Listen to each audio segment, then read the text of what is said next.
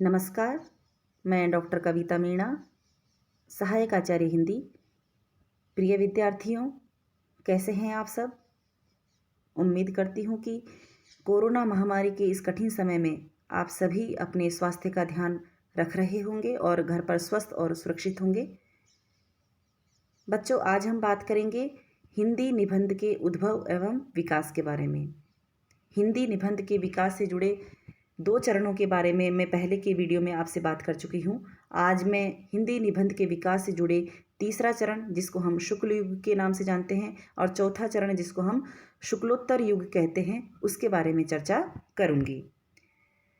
शुक्ल युगीन हिंदी निबंध के बारे में अगर हम बात करें बच्चों, तो सबसे पहले तो मैं आपको ये बता दूं कि इस युग को शुक्ल युग क्यों कहा गया, क्योंकि आचार्य रामचंद्र शुक्ल इस युग के प्रमुख निबंधकार थे और उन्हीं को केंद्र में रखकर इस युग को शुक्ल युग नाम दिया गया है।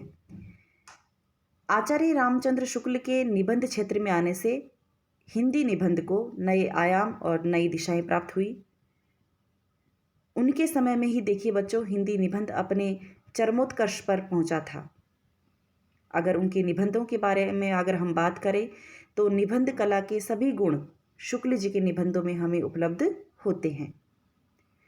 शुक्ल जी के निबंधों में भाव और विचार यानी हृदय और बुद्धि का संतुलित समन्वय हमें दिखाई देता है। बच्चों, शुक्ल जी ने देखिए 2 प्रकार के निबंध लिखे, साहित्यिक समीक्षा संबंधी निबंध और मनोविकार संबंधी निबंध। अगर आपने उनके कुछ निबंधों का अध्ययन किया है तो कुछ नाम मैं आपको दोहराना चाहूँगी जो उनके प्रसिद्ध निबंध रहे हैं। तुलसी का भक्ति मार्ग, कविता क्या है, साधारणीकरण और व्यक्ति वैचित्र्यवाद, ये जो निबंध है उनके वो साहित्यिक समीक्षा संबंधी निबंध में आते हैं। और उत्साह, लज्जा और ग्लानि, श्रद्धा, भक्ति और क्रोध, ये जो निबंध है वो उनके मनोविकार संबंधी निबंध की कोटि में आते हैं। बच्चों, शुक्ल जी के निबंधों में देखिए चिंतन की मौलिकता, विश्लेषण की क्षमता और शैली की पूर्णता, इन सभी के दर्शन जो है हमें उनके निबंधों में होते हैं। उनके निबंधों के संबंध में देखिए यह निर्णय कर पाना बहुत कठिन हो जाता है कि वे विषय प्रधान है या व्यक्ति प्रधान। यानी इनके निबंधों में व्यक्तिकता का तत्व भी है और गंभीर विवेचन और सूक्ष्म विश्लेषण भी है। भाषा की दृष्टि से अगर हम देखें बच्चों, तो उनके निबंधों को हिंदी निबंध का आदर्श कहा जा सकता है। जिस तरह से उन्होंने अपने निबंधों में सुसंगठित और सटीक वाक्य विन्यास का प्रयोग किया है, प्रत्येक शब्द इस तरह से जड़ा हुआ है कि ऐसा लगता है कि इस शब्द के स्थान पर और कोई दूसरा शब्द आ ही नहीं सकता। तो यदि कहा जाए कि शैली ही व्यक्तित्व है, तो यह कथन शुक्ल जी के निबंधों पर पूर्णतः चरितार्थ होती है।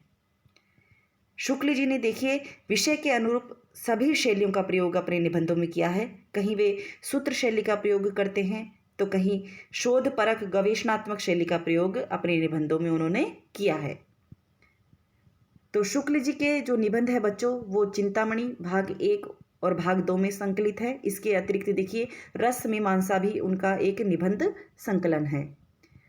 शुक्ल जी के अलावा इस युग में और कौन कौन से प्रमुख निबंधकार हुए, तो बाबू गुलाब राय, ये भी इस युग की सबसे महत्वपूर्ण उपलब्धि हम कह सकते हैं कि बाबू गुलाब राय जैसे निबंधकार इस युग में हमें प्राप्त हुए। तो बाबू गुलाब राय, जिनके निबंध संग्रहों के नाम मैंने यहाँ पर अंकित किए हुए हैं। इसके अतिरिक्त देखिए पद्मलाल पुन्नालाल बख्शी, शांति प्रिय द्विवेदी, वासुदेव शरण अग्रवाल, माखनलाल चतुर्वेदी इस युग के प्रमुख निबंधकार माने जाते हैं। गुलाब राय जी के बारे में अगर हम बात करें तो गुलाब राय जी एक उच्च कोटि के आलोचक भी थे और उनके कुछ निबंधों में देखिए हमें साहित्यिक समस्याओं पर विचार देखने को मिल जाते हैं। कुछ उनके निबंध नितांत वैयक्तिक हैं और बहुत ही रोचक ढंग से उनको लिखा गया है और इनमें उनके व्यक्तित्व के विभिन्न पहलू जो है वो उभर कर सामने आते हैं।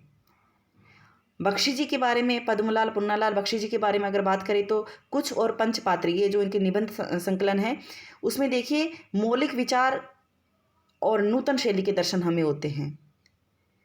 निबंध में जैसे लेखक की भावुकता होनी चाहिए थी, आत्मीयता होनी चाहिए और व्यंग्य का जो समन्वय होना चाहिए, वो सब कुछ हमें बख्शी जी के निबंधों में दिखाई देता है। शांति प्रिय द्विवेदी एक और तो ये आलोचनात्मक निबंध लिखे देखिए इन्होंने, और दूसरी ओर इन्होंने व्यक्तिक निबंधों की भी रचना की थी। तो भावुकता और आत्मीयता द्विवेदी जी के निबंधों में, शांति प्रिय द्विवेदी जी के निबंधों के में भी हमें दिखाई देती है। डॉक्टर वासुदेव शरण अग्रवाल ने देखिए इस समय सांस्कृतिक विषयों पर निबंध अधिक लिखे थे, जिसमें उनकी उच्च कोटि की विद्वता झलक कर सामने आती है। तो ये थे शुक्ल युग के प्रमुख हिंदी निबंधकार।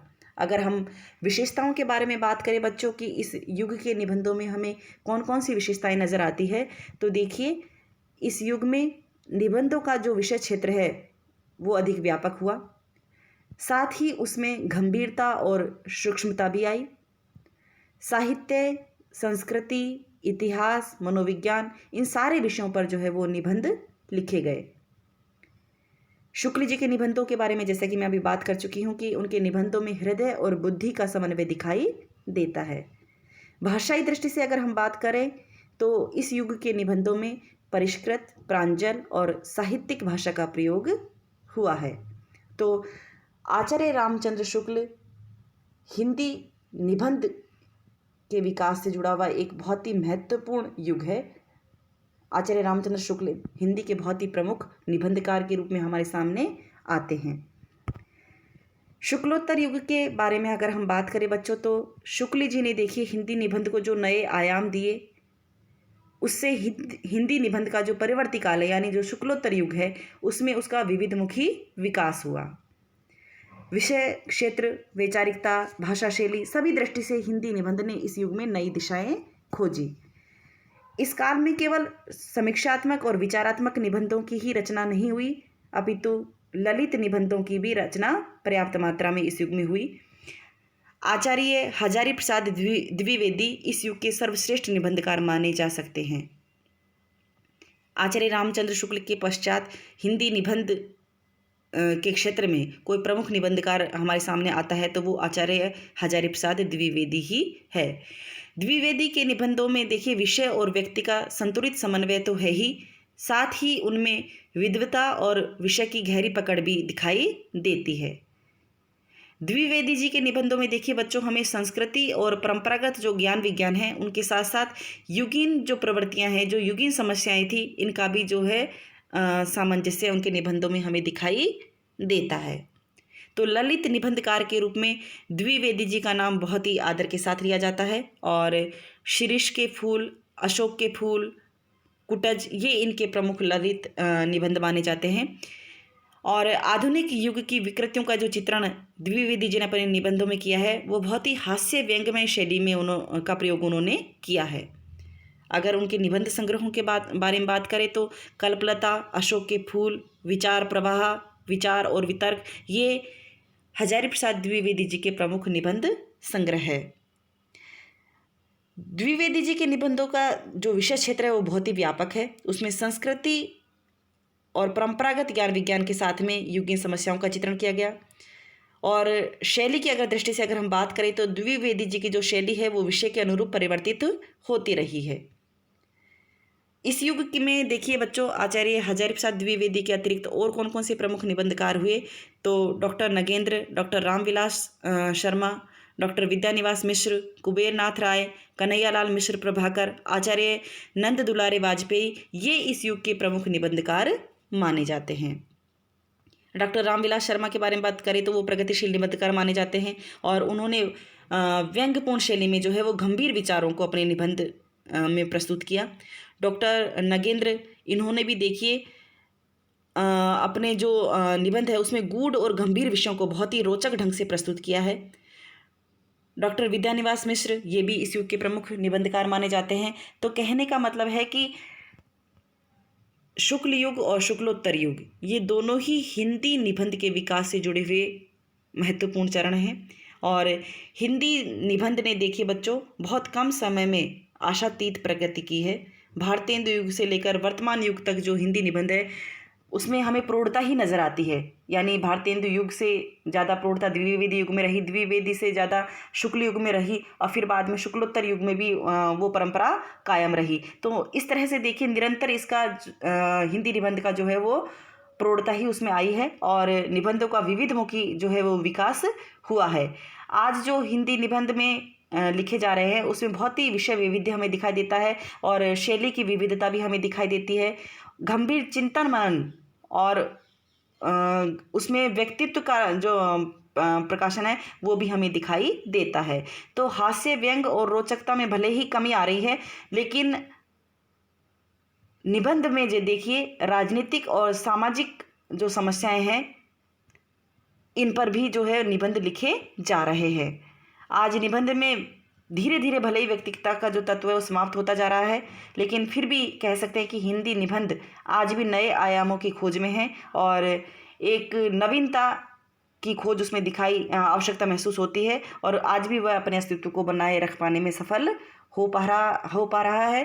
तो ये थे हिंदी निबंध के उद्भव और विकास से जुड़ी जानकारियाँ।